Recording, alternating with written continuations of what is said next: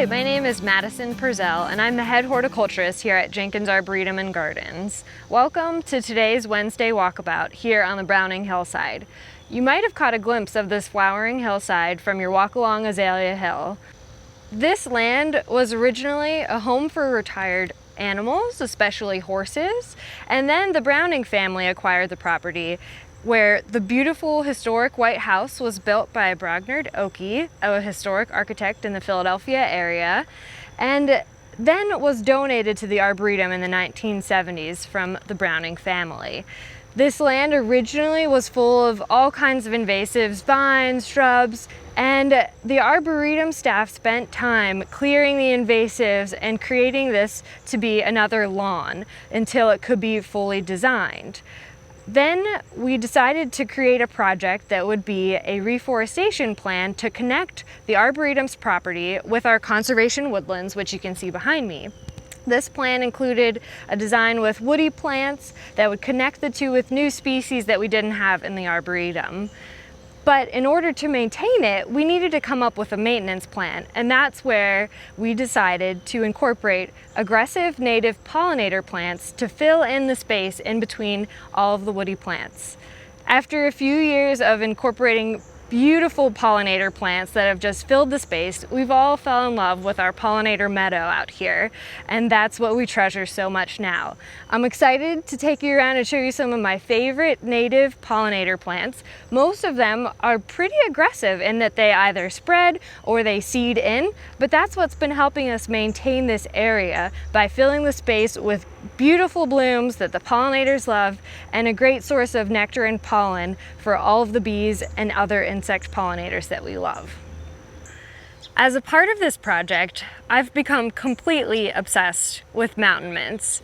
Mountain mints are a genus of plants called Pycnanthemum. Pycnanthemum comes from Greek words meaning pycnos, which means dense, and anthos, which means flowers. So the Pycnanthemum genus is full of plants that have clusters of densely packed flowers.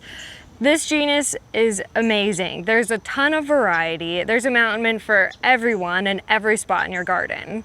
Mountain mints can spread either by rhizomes or by seeds, and the different species will give you a different effect in your garden. So make sure you take the time to think about the right mountain mint for the right place when you're looking at it for your own garden. This is Pycnanthemum virginianum. It's a beautiful mountain mint. As you can see, it gets pretty tall in the garden. It's a great meadow plant, and it's one of the pollinators' favorites. This plant has small white flowers with small tiny purple dots on them and is continually in bloom throughout July and August.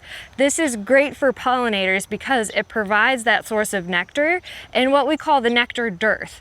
This is a time of year when there aren't so many large trees blooming, all of the clover is kind of still going, but there's not as much nectar available to the pollinators. So these plants come in with a great source of blooms for 2 months straight, and also that nectar and pollen that our pollinators need. One of the other things of the Pycnanthemum genus that is phenomenal is that they smell beautiful. When you break the foliage and take a big whiff, it smells beautifully minty with a little bit of an earthy undertone. It's a different smell than your regular peppermint or spearmint. These pollinator plants are really great for your garden. I leave them up all through the fall and winter. They dry beautifully, and they then act as another area of interest when you're looking in your garden. Mountain mints, since they smell minty fresh, are great because the deer do not like to eat them. So this is a great plant to use if you have a lot of deer pressure in your yard because they won't get eaten.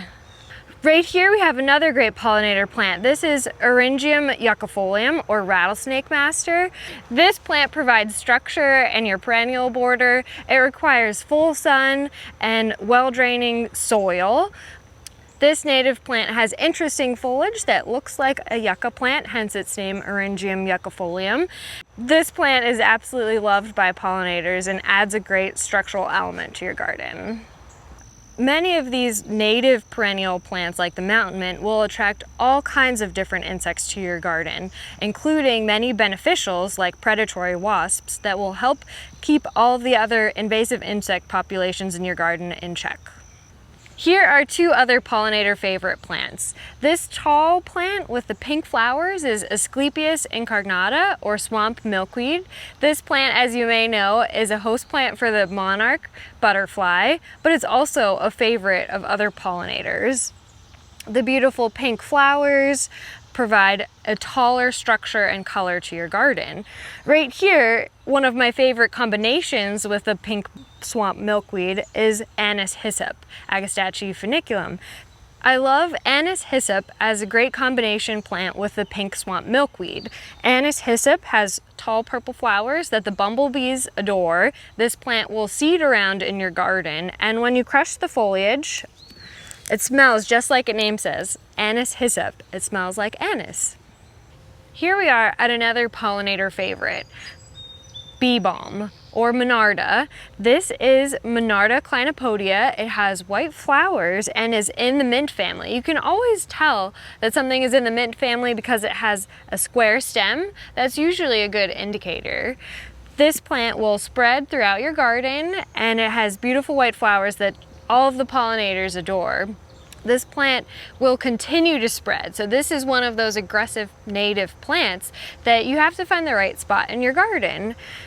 If you plant Monarda, it can sometimes have powdery mildew. So in order to reduce powdery mildew, make sure the plants have good airflow and circulation, and that will help reduce the powdery mildew on the leaves.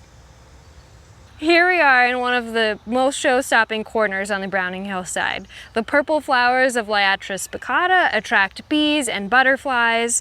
The yellow flowers of Coreopsis verticillata are a gorgeous combination with the purple of the Liatris. Both of these plants attract many different pollinators and go well together. They have finely toothed foliage that really provides a different texture in the garden, and these both aren't as aggressive, but they've been added for their value in attracting pollinators. This plant is a pollinator favorite. This is Culver's root, or Veronicastrum virginicum. This plant has whorled leaves and tall white spires of flowers that just attract all kinds of pollinators. It's a great addition to your pollinator garden at home. Thanks so much for joining me on another Wednesday Walkabout. We hope you'll check out our website for more information and stop by for a walk soon.